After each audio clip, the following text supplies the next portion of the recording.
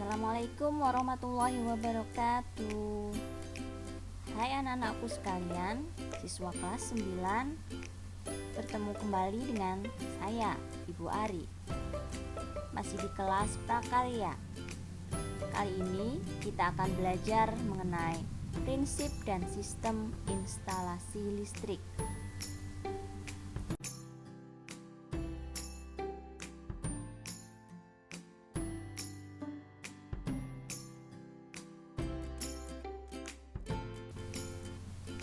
Pengertian dari kelistrikan adalah sifat benda yang muncul dari adanya muatan listrik.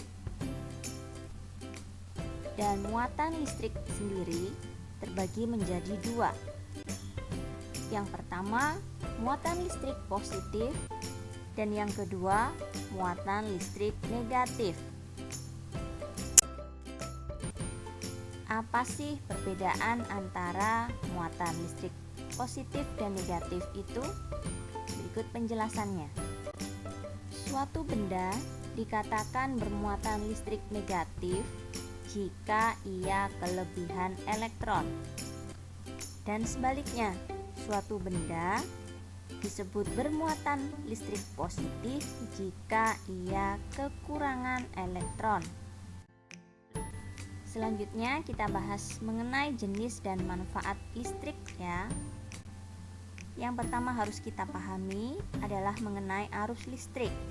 Apa itu arus listrik? Arus listrik adalah mengalirnya elektron secara kontinu pada konduktor akibat perbedaan jumlah elektron pada beberapa lokasi yang jumlah elektronnya tidak sama. Arus listrik dibedakan menjadi dua.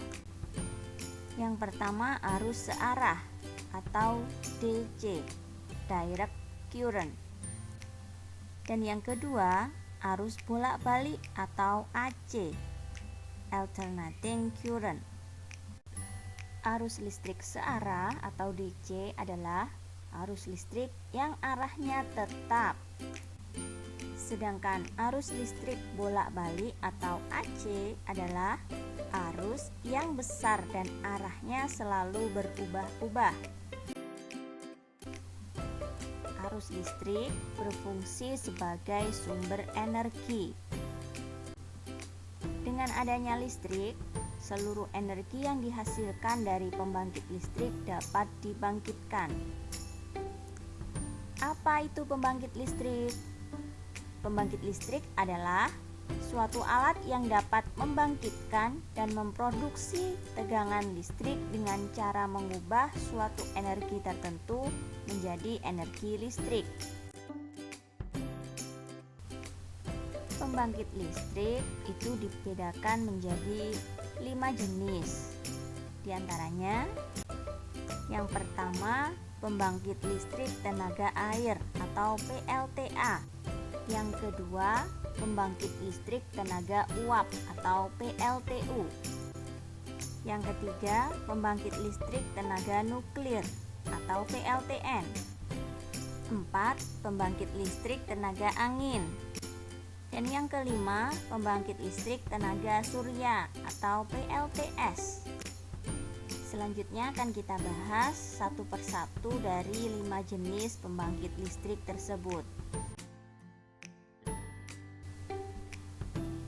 Yang pertama, pembangkit listrik tenaga air atau PLTA adalah pembangkit listrik yang menggunakan air untuk menggerakkan turbin yang terhubung dengan generator. Energi listrik yang dihasilkan ini disebut dengan hidroelektrik. Di Indonesia sendiri, jenis pembangkit listrik ini merupakan yang paling utama. PLTA tersebut tersebar di seluruh daerah di Indonesia. Sebagai contohnya, PLTA Bakaru di Sulawesi Selatan. Ada juga PLTA Sigura-gura di Sumatera Utara. Ada juga PLTA Saguling di Jawa Barat. Selanjutnya kita bahas pembangkit listrik tenaga uap atau PLTU. Cara kerja PLTU adalah air dipompa ke dalam pipa air di sekeliling ketel uap. Kemudian, udara dan bahan bakar yang sudah menjadi satu disemprot ke dalam ruang bakar yang menyala. Maka terjadilah pembakaran, sehingga bahan bakar berubah menjadi energi kalor atau panas untuk memutar turbin. Ini adalah contoh PLTU yang ada di Semarang. Dan ada juga PLTU Suralaya di Cilegon. Berikutnya, pembangkit listrik tenaga nuklir atau PLTN. PLTN membutuhkan reaksi pembelahan inti bahan uranium dalam reaktor nuklir untuk menghasilkan panas. Nah, panas tersebut menghasilkan uap yang dialirkan ke turbin untuk menggerakkan generator. Berikutnya, pembangkit listrik tenaga angin. Jenis pembangkit ini membutuhkan angin untuk memutar turbin. Sebagai salah satu energi yang terbarukan, pembangkit listrik ini tidak menimbulkan emisi sehingga ramah lingkungan. Dan untuk membuatnya tidak memerlukan lahan sebesar jenis pembangkit listrik lain sehingga lebih hemat tempat. Dan pembangkit listrik yang terakhir adalah pembangkit listrik tenaga surya atau PLTS. Komponen utama PLTS adalah sel fotovoltaik yang berperan menangkap panas sinar matahari yang panas. Sinar matahari yang tertangkap berfungsi untuk memanaskan cairan yang akan berubah menjadi uap. Dan uap tersebut yang akan dirubah oleh generator menjadi energi listrik.